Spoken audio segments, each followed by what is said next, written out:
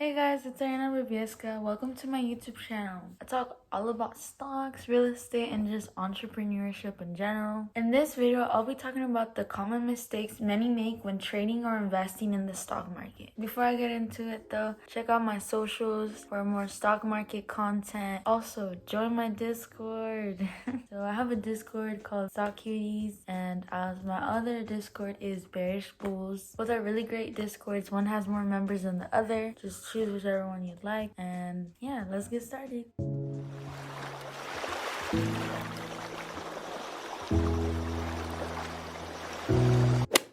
First of all, let's learn the difference between trading and investing. Trading applies to swing trading, options trading, day trading. Swing trading is when you hold a stock for the short term, but you're holding it for longer than a night. In comparison to day trading, where you also hold for the short term, but you're holding the stock for less than a night. And then finally, options trading, when you're only buying a contract. These forms can be very risky since the only reason why you're buying that stock is for quick gains. And oftentimes, the market doesn't go your way. On the other hand, we have investing, where you hold a stock for the long term, from 3 to 5 plus years. And you're buying that stock solely for the value that that company brings in the future. This is the less riskiest way to put your money in the stock market. You can expect annual returns of 10%. In fact, in 2020, the S&P 500's annual return grew to 16%. The S&P 500 is an index fund that consists of the top 500 companies in the stock market.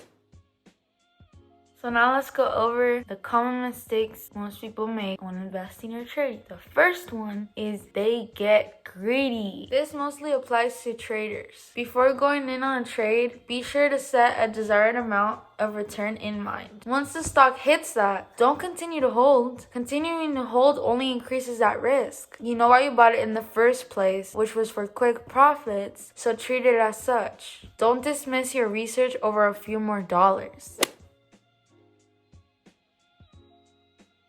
Number 2, not having a solid long-term portfolio. This is super important because you still want to have consistent returns even if you're just trading. Preferably, I'd say like 5,000 to 10,000 worth of just like blue chips or long-term stocks, because you want to be able to fall back on that if something ever happens. Think about it as the foundation of the house. Before you ever build a house, you have to set the foundation, or like the frame. I'm not sure what it's called, but you know, they put like the little wooden, like basically where the house is gonna sit, that they do that before ever building the house. So that's kind of how your long-term portfolio will play into this. Before you can build it up and just get hella big and just beautiful, you know, just have like a great house, you have to set your foundation. Otherwise, the house will fall, and you don't want that, okay? Because this is your money. Invest it, trade it, whatever you're doing, do it wisely.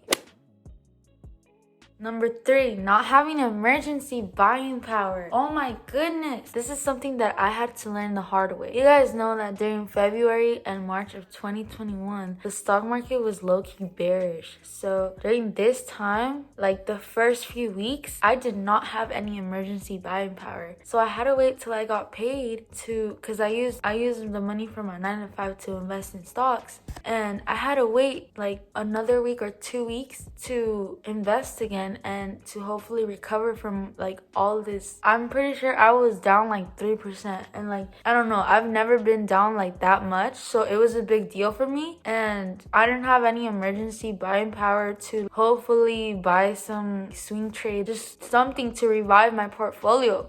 That's something that you want to make sure you don't ever miss out on. Please have emergency buying power. And how do I set up my emergency buying power? Like, how much should I have? Well, just think about it. If you, on average, you spend like 200 per stock, then maybe you should have like 300 of emergency buying power. For me, I spend on average like per stock, I look for stocks that are worth like $50 to $300. So I think the most comfortable emergency buying power I could have is like $500 to $1,000 probably, because then that way, you know, I'm not limiting myself to just losing money, I guess.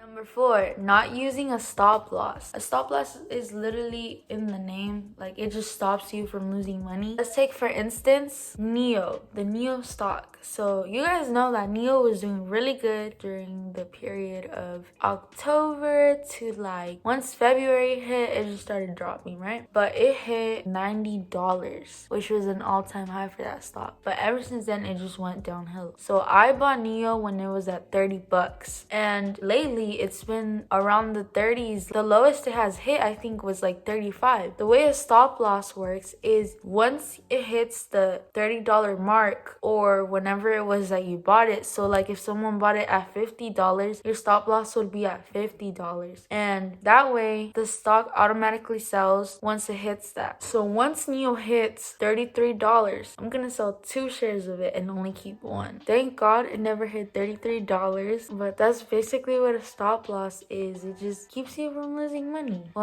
If using a stop loss for every single stock you own makes you feel comfortable, then that's you, you know? I can't tell you what to do. You know, all my videos are not advice. I'm just sharing with you guys what I've learned. Number 5, basing your research off TikTok. Oh my goodness. I know there's a bunch of accounts on TikTok that literally just post stocks that will go to the moon. Show a new stock every single day. Tell their viewers that this stock is gonna go to the moon. They buy it and then they lose money. If you see a stock on TikTok and whoever presented it to you seems legit, or like you low-key wanna hop on it, I mean, go for it. But with everything you see on the internet, always do your research. And this doesn't just apply to stocks. This applies to everything. These people are just doing it for the views. I know with my videos, I don't go into much detail. Sometimes people comment, oh, what about this? What about this? Like, bro, it's a 1 minute long TikTok. I can't fit a whole ass 10-minute YouTube video on there. That's why I'm always plugging my YouTube at the end of my videos, because I want you guys to really go deeper to it if you're really interested. Number 6, not buying at the right time. Guys, if you see that a stock just dipped, I don't know, let me show you Chipotle, for example, because someone brought this up in my live. He was like, should I buy Chipotle right now? So I pulled up the chart, right? Usually the way stocks move is they go down, up, and then they stay consistent for a while, right? So they just kind of look like this, like that. And then they start going a little more down, like it starts looking like a little curve is about to start. And then another dip happens. And then that's like the real dip. And then they go up, right? So just try to recognize, like, the more you get exposed to these charts, the more you realize, wow, the majority of these stocks, especially stocks that fall into the same market cap, move the same way. Literally, one of the most helpful things that got me to really learn about charts, setting a widget of my watch list on my iPhone's home screen. So like this is how my home screen looks like right now, and that just really helped me, because at any time of the day I just look at it and like I click them and I just see how they're moving. Put yourself in that position where all you see is stocks. Oh guys, look at this funny meme from the Discord. Like once you start becoming addicted, all you see is stocks. Number seven, the best for last, bro. Please, before you buy a stock, set a goal or set a plan with that stock. If you want it for the long term, then keep it at the long term. Don't worry, those $2 or those $5 that went down, they'll go back up in 3 years. It's just crazy. You guys gotta think about what that stock will be worth 3 or 5 or 10 years from now. Like literally pull up the 1-year chart and see that it has grown to a lot since then. Or even pull up the 10-year chart. You'll see that that stock is a good stock if it just keeps gaining year after year. Another thing that comes with planning is knowing when you're gonna buy. Otherwise you're just gonna panic sell. But yeah, thank you guys so much for watching. I hope you enjoyed and I hope you learned something today. Bye. Have a blessed day.